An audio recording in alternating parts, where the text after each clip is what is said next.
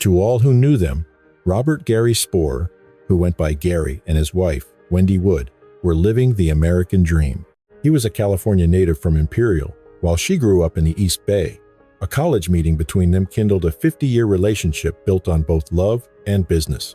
Over 44 of those years, their shared ambition drove them to build a remarkable life, and their efforts were richly rewarded.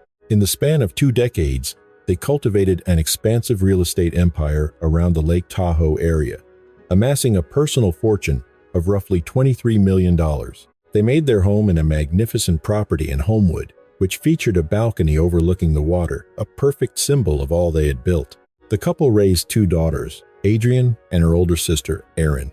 It was Erin who connected the family to the world of professional athletics when she married former Major League Baseball pitcher Daniel Serafini.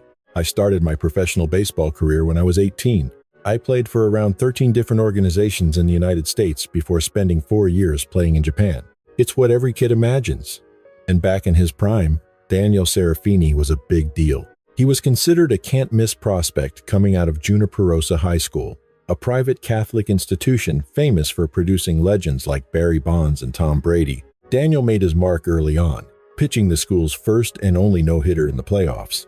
Taken in the first round of the 1992 draft, he was at one point ranked the 76th top prospect in the minor leagues by Baseball America.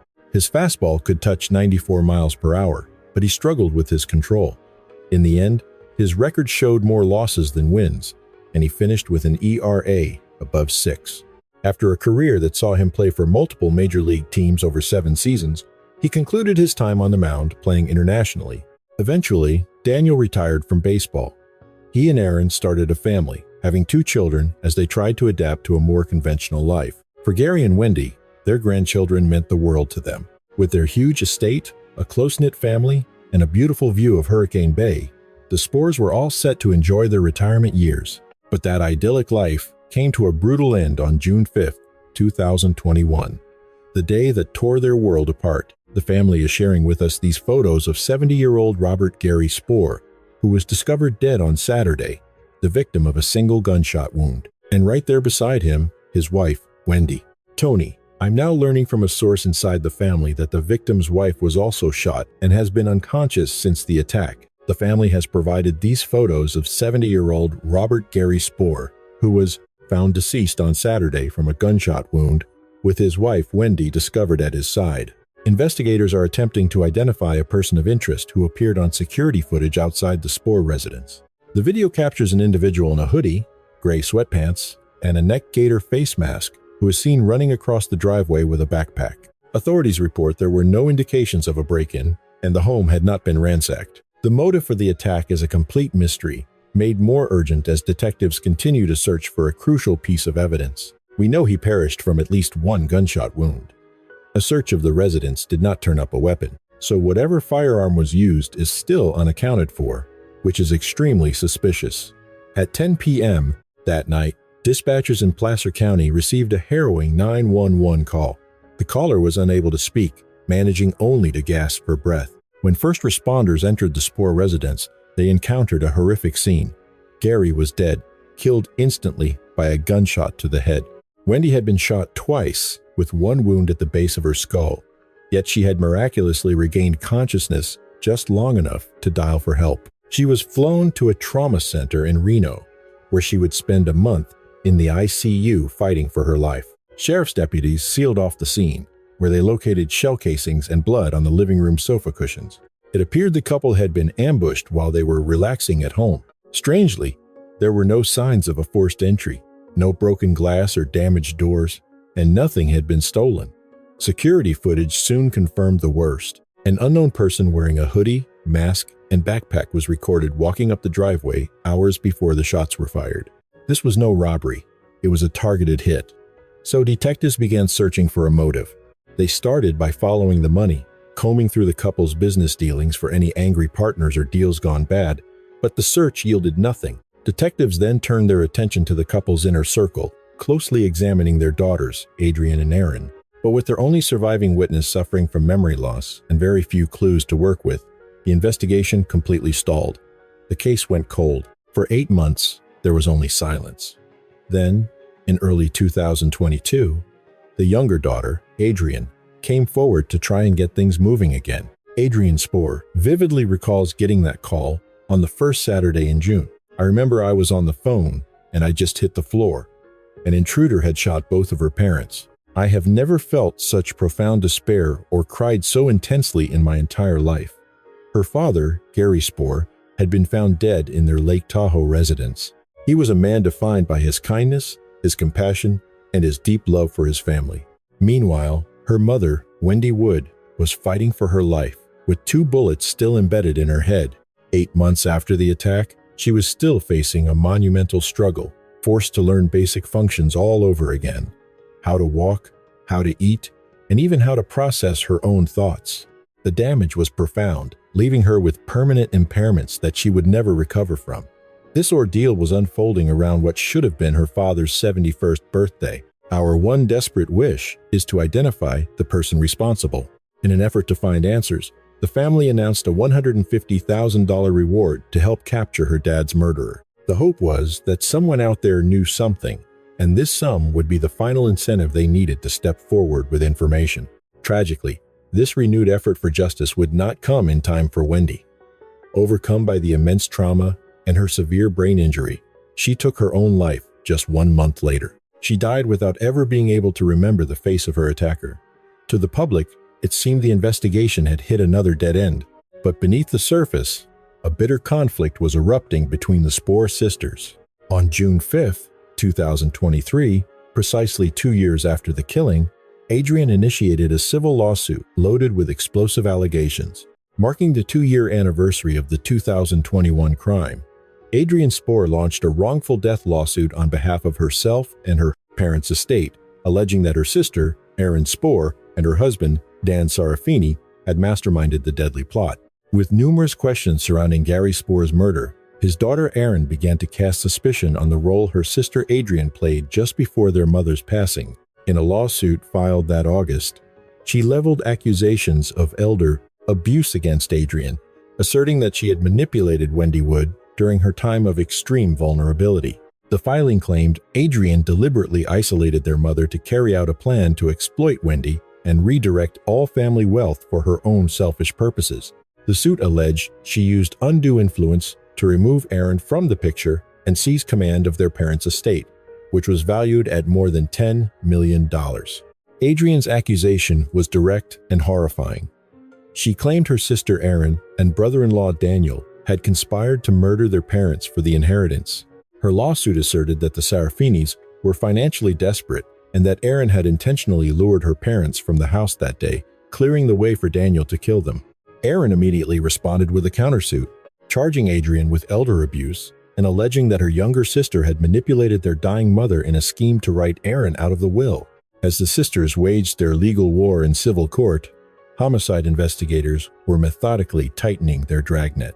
Just 4 months after that initial lawsuit was filed, police made a major announcement. They had 2 suspects in custody for the murder of Gary Spore and the attempted murder of Wendy Wood.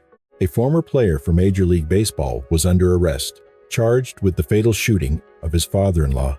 The entire incident had unfolded at the family's residence in Homewood, located on the west shore of Lake Tahoe. The sheriff's office soon officially identified the suspect as the couple's son-in-law, former Major League Baseball pitcher Danny Serafini. To understand how Daniel Serafini went from a Major League mound to a county jail cell, one has to examine the staggering depth of his decline.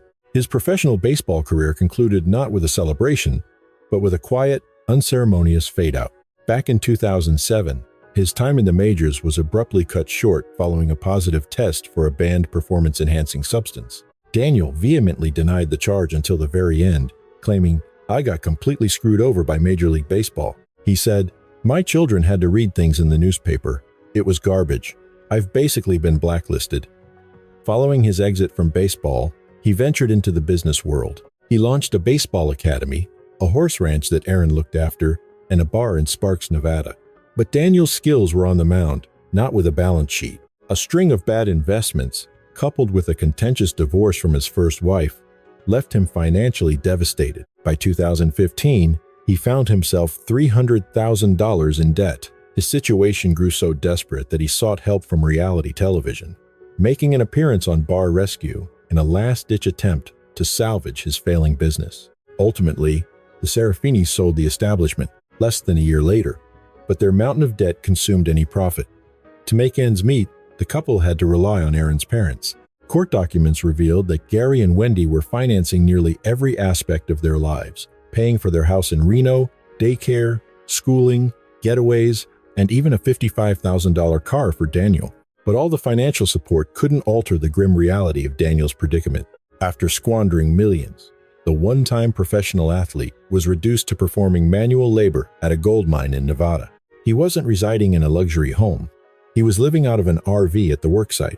Investigators believed this deep humiliation festered, turning into a seething resentment toward the very in-laws he was forced to depend on. Police theorized that this volatile situation had finally reached its breaking point, and validating Adrian Spore's court allegations, Daniel was taken into police custody and officially charged with murder. But he was not the only one implicated in the fall. Shortly after, law enforcement confirmed a second individual was apprehended in Placer County regarding a homicide in Lake Tahoe from 2 years prior. Samantha Scott was flown into Placer County this afternoon, as you can see here, being led from a sheriff's aircraft into a waiting patrol vehicle. Scott and the ex-Major League Baseball player Daniel Serafini are both now detained. They are being held in relation to the killing of Robert Spore and the attempted homicide of his spouse, Wendy Wood. Serafini is scheduled for a court appearance on November 27th, while Scott has been processed at the Auburn jail, with her arraignment slated for Monday, November 6th. 34-year-old Samantha Scott was no mere stranger pulled into the plot. Her path first crossed with the Serafinis at Aaron's equestrian facility, where she began as a student learning to ride. But that acquaintance quickly blossomed into a close bond. Before long, she was joining them on family trips and ultimately took up residence in their home as a live-in nanny. And as it happened, she was also the key to their downfall. While the investigation appeared to have stalled from the outside, investigators had already made a breakthrough by discovering a colossal blunder. Daniel had been shrewd enough to power off his phone during the time frame of the killing, which was already highly suspect for a man known to send hundreds of messages daily. But Samantha Scott had neglected to do the same. Authorities traced her phone signal as it connected to cell towers on the entire route from Nevada to a meeting spot close to the Spore residence in Lake Tahoe at the very moment the murder occurred. This trail of digital evidence blew the investigation wide open. Security footage showed the hooded figure walking away from the scene of the crime toward the rendezvous location, where other cameras then recorded the getaway vehicle picking him up to flee back to Nevada.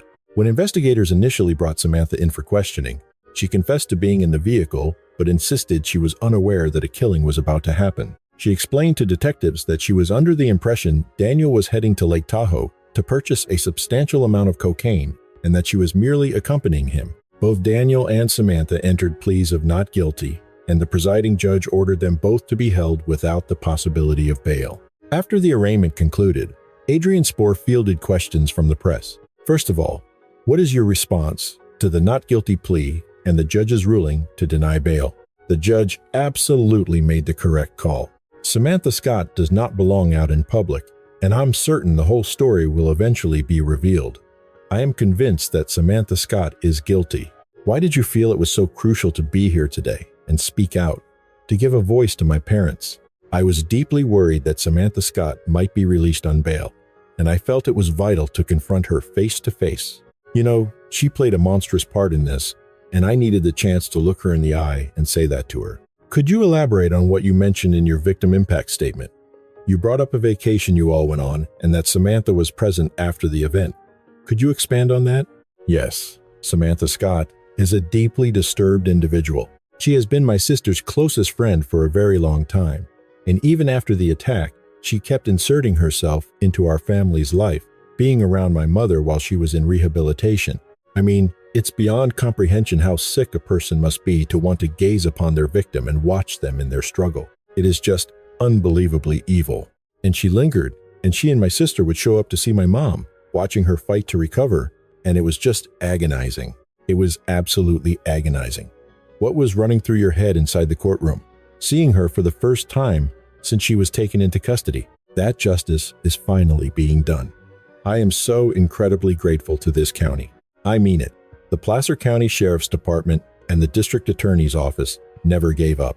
It has been 2 years, and the amount of work they've poured into this is extraordinary. This was anything but simple. And to meet her gaze and know she will finally be held accountable for her actions, that means everything to me. It feels like I could sense my mom and dad with me. You know that feeling when you're nervous before speaking, and then it's like they were there saying, "Just look her right in the eye. She will answer for this." What do you believe was their motive? I think that will surface in due time. I'm not in a position to speculate about it. I definitely have my own theories, but I'm confident the real reason will be revealed eventually. What was your initial reaction when you found out Dan Serafini had been arrested, and what was your relationship with him like? I have never been particularly fond of Dan. As the legal filings indicate, I can't say I was completely shocked. I believe he is a fundamentally bad person. I truly wish he had never come into my sister's life. I wish they weren't still married. I consider him a violent man, and I believe he is driven by greed. My gut tells me he's a violent person, and that he's motivated by pure greed. And I am just so relieved that Placer County has him locked up, because that's exactly where he belongs. Adrian's civil lawsuit laid out a damning accusation. Daniel's motive for murdering her parents was cold, hard cash. The suit went on to claim that Aaron had deliberately gotten the couple out of the house that day, giving Daniel the perfect opportunity to slip inside unnoticed. But detectives could find nothing to back up the theory that Aaron purposely left the door unlocked. Police looked into Aaron Serafini, but she was never formally charged with any crime. With Aaron cleared, the prosecution narrowed its sights, building its entire case around the only two individuals they could prove were there: Daniel Serafini and Samantha Scott. With the list of potential culprits now down to just two, all investigators needed was for one of them to crack under the pressure. And the wait wouldn't be long at all. For 15 months after her arrest, Samantha Scott languished in a jail cell. As the grim possibility of life behind bars became terrifyingly real, her allegiance to Daniel began to crumble in favor of self-preservation. By January of 2025, she was prepared to make a deal. She agreed to an interview with prosecutors under what's known as a Queen for a Day proffer. In simple terms, it's a shielded conversation, allowing her to talk openly without the risk of her own statements being used to prosecute her. With that guarantee of protection, she revealed the shocking secret that explained everything. She and Daniel had been involved in a passionate affair, both emotionally and physically. She confessed that this secret relationship was the real reason she had been lying for so long. Just weeks after her confession, Samantha pleaded guilty to being an accessory after the fact. In return, the state agreed to drop the much heavier charges of murder and burglary against her. She was now looking at a prison term of anywhere from 16 months to 3 years. After the hearing, she was let go with an ankle monitor, leaving Daniel to stand trial by himself.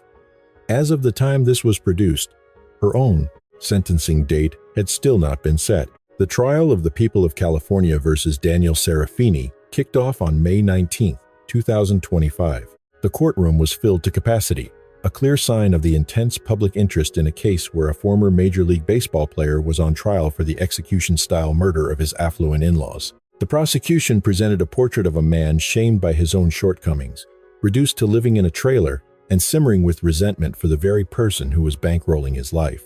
Their argument was simple. This wasn't an act of sudden rage. It was a cold, calculated business deal.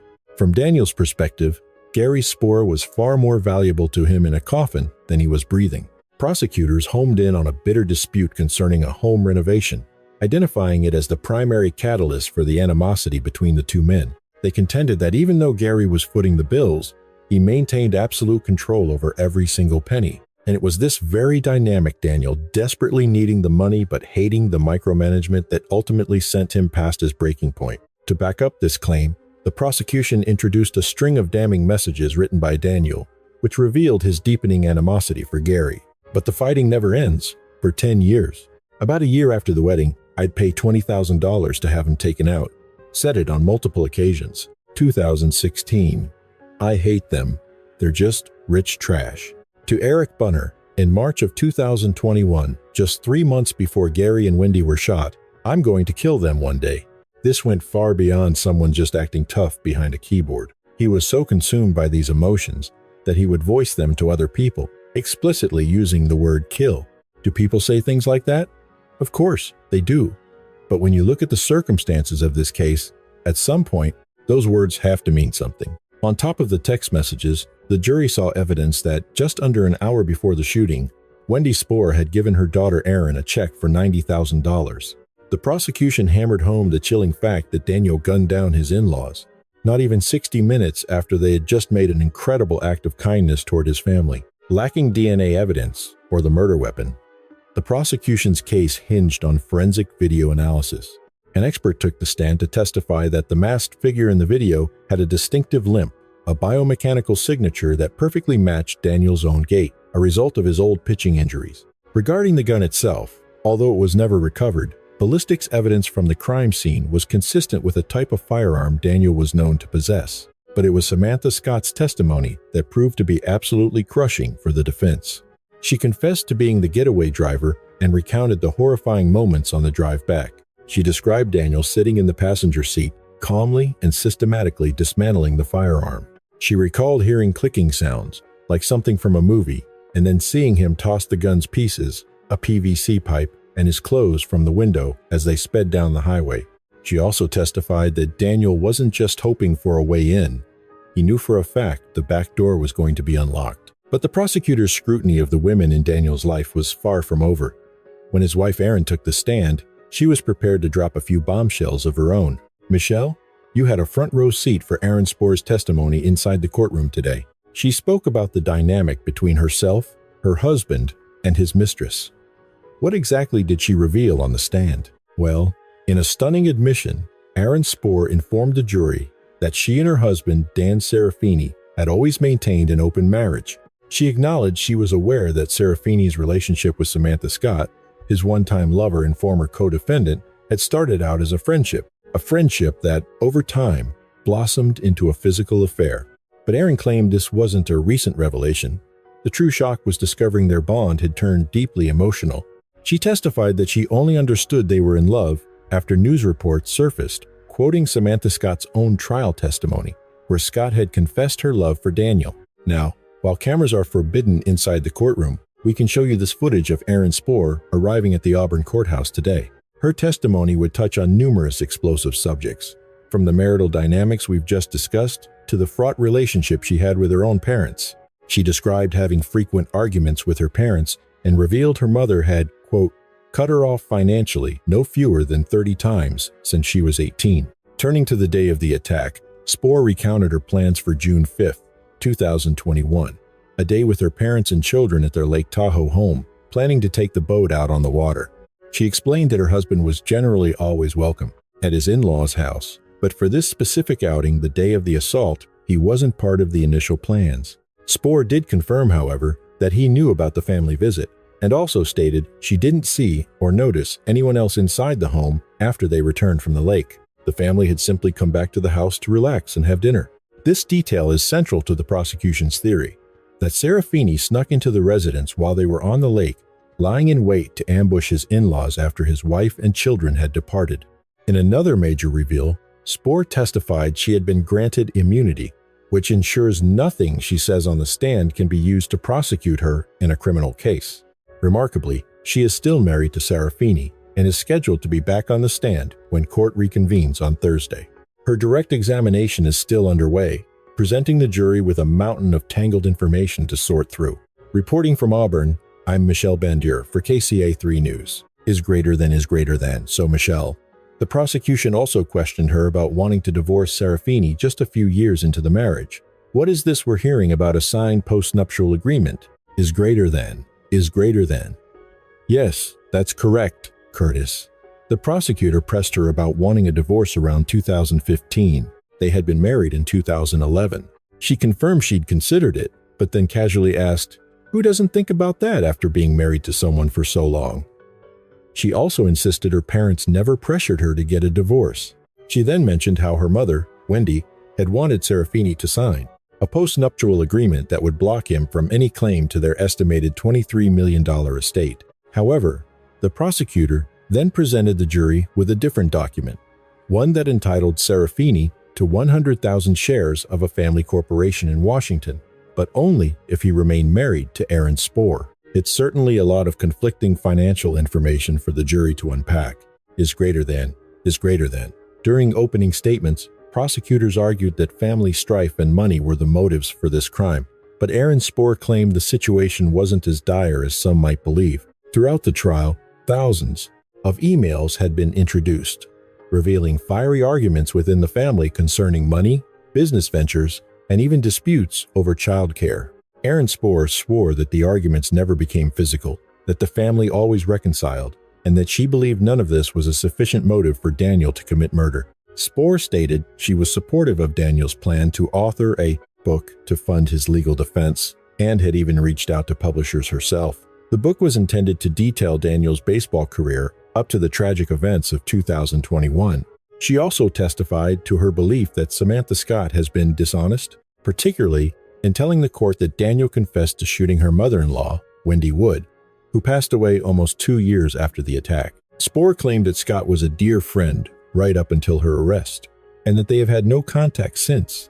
A peculiar moment unfolded in court today when both legal teams questioned Aaron Spore about Scott's style and appearance following her release from jail. The defense displayed a collection of media photographs in the courtroom, pointing out that recent pictures of Scott's hairstyle and clothing seemed to mimic Aaron Spore's appearance from an earlier preliminary hearing.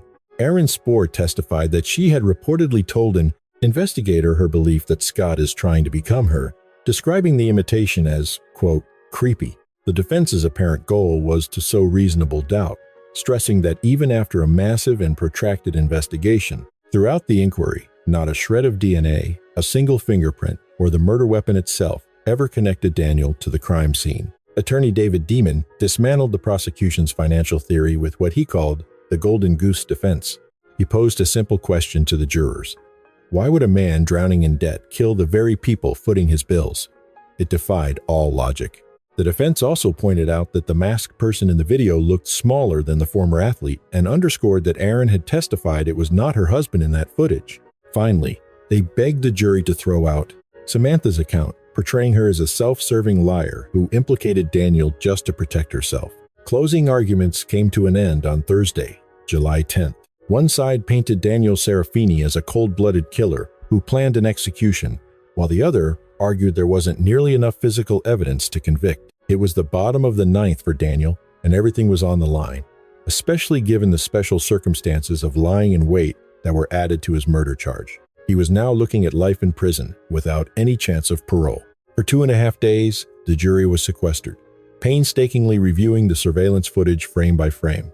Then, on Monday, July 14th, the courtroom became still as the bailiff handed the verdict up to the judge. All right, the verdict is to count 1. The people of the state of California, plaintiff versus Daniel Joseph Serafini, the defendant.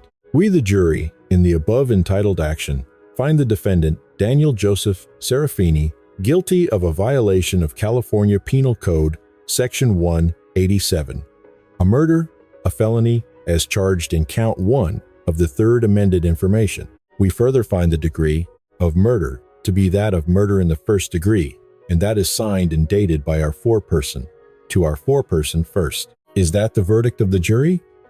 It is. All right. It has been 4 years since my mom and dad were shot, and it has been 4 years of pure hell. And the Placer County District Attorney's Office and Sheriff's Office never quit. And today, at long last, justice was served. But this ordeal was not quite finished.